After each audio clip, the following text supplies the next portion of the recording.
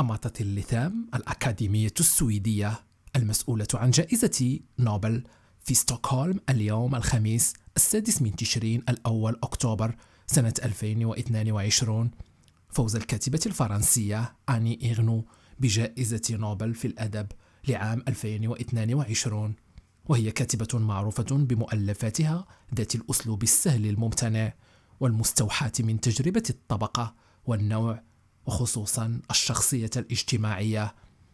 وقالت الأكاديمية إن إغنو فازت بالجائزة لشجاعتها ورهافة حسها المفرطة في كشف جذور وانفصال الذاكرة والقيود الجماعية المفروضة عليها، وأضافت: تستكشف باستمرار من زوايا مختلفة حياة تتسم بتباينات قوية فيما يتعلق بالجنس واللغة والطبقة. وأشارت الأكاديمية لدى إعلانها عن الجائزة إلى التأثير العالمي لعملها الذي يمكن أن يصل للجميع.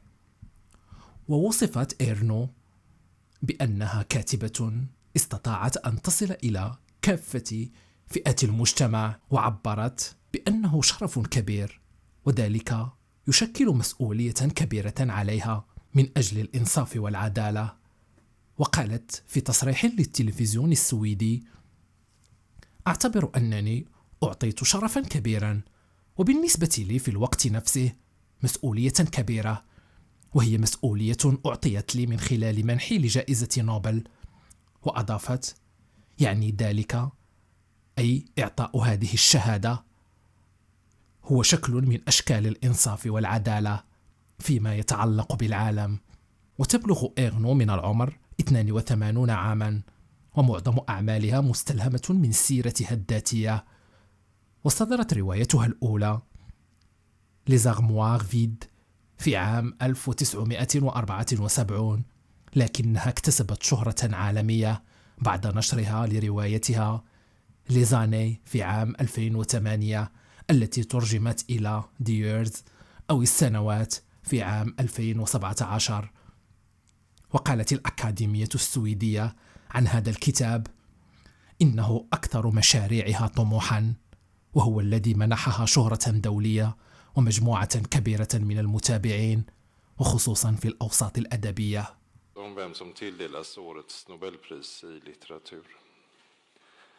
Very welcome to the Swedish Academy. My name is Mats Malm and I am the permanent secretary. The Academy has convened and can now announce its decision on the Nobel Prize in Literature. The Nobel Prize in Literature for 2022 is awarded to the French author Ernaux for the courage and clinical acuity with which she uncovers the roots, estrangements, and collective restraints of personal memory.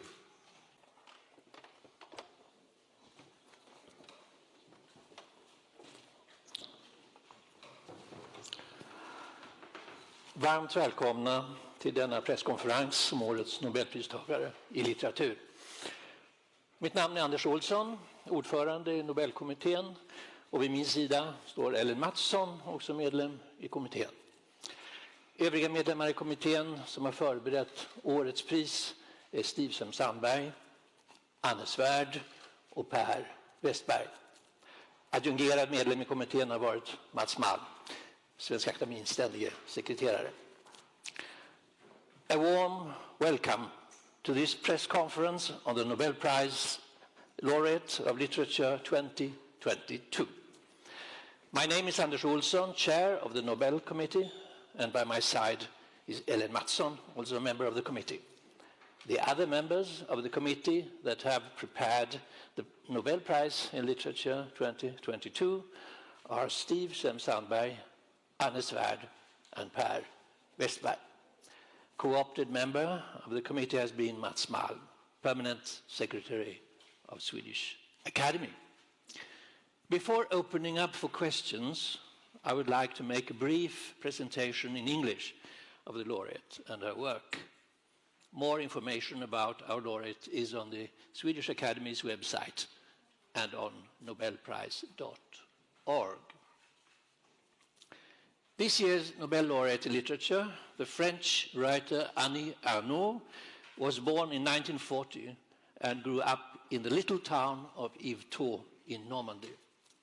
Her setting was poor but ambitious, and in her oeuvre she consistently explores the experience of a life marked by great disparities regarding gender, language, and class.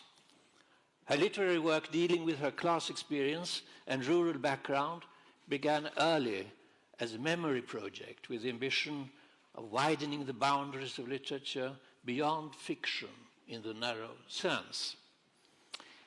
In its reconstruction of the past, it leans on Marcel Proust's À la recherche du temps perdu, but she guides the search in an entirely new direction.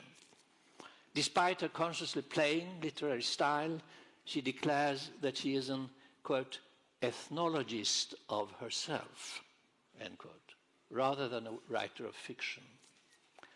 Annie Ernaux's debut was Les Armoires Vides, came 1974, in English, Cleaned Out. And already in this work, she began her investigation of a Norman background, but it was first with her fourth book, La Place, in 1983, in English, A Man's Place, that she made her literary breakthrough. In this masterpiece, in a scant 100 pages, she gives an elucidating portrait of her father and of the entire social milieu that fundamentally formed him. In the portrait, she applies what would become her restrained and ethically motivated aesthetics, where her style has been forged hard and transparent. This launched a series of autobiographical prose works with a wider social context. One of these achievements is the brief and sensitive portrait of her mother called Une Femme.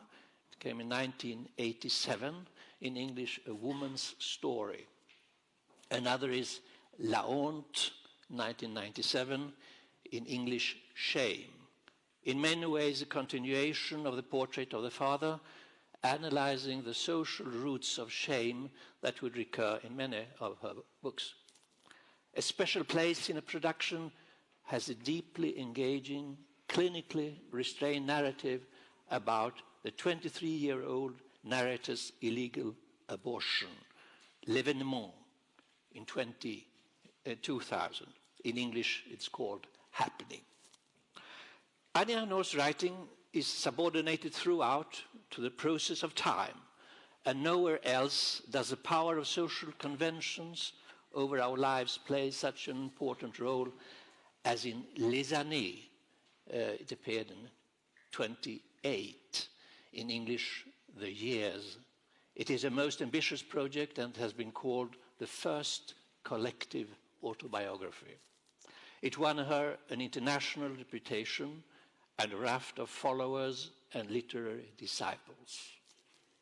There is in Ernaux no effective memory, as in Proust, that can transport us directly to the source of truth.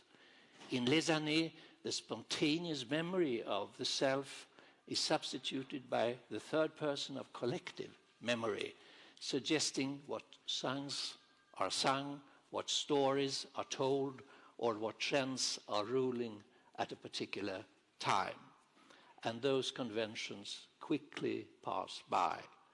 In Ernaux, personal and collective memory have merged. In Annie Ernaux's social perspective, the mechanisms of shame have a special force, and in Mémoires de Fille from 2016, in English, A Girl's Story, she uncovers them from another angle. In this work, she confronts her self-image as a young woman at the end of the 1950s, when she loses her virginity at a summer colony in Orne, Normandy. The reactions to her behavior that she contributes to make known have the effect that she is expelled from the community. For half a lifetime, the writer had chosen not to deal with a painful event, but now the time has come. A key passage runs, quote, "When you want to clarify a prevailing truth, this is always missing. The lack of understanding of your experience at the moment when you make your experience. End quote. Therefore, it is very difficult for her to recognize herself as the person that she once was. Annie Ernaux manifestly believes in the liberating force of writing. Her work is uncompromising and written in plain language, scraped clean. And when she with courage and clinical acuity uncovers the contradictions of social experience, describing shame, humiliation, jealousy, or inability to see who you are, she has achieved something admirable and enduring.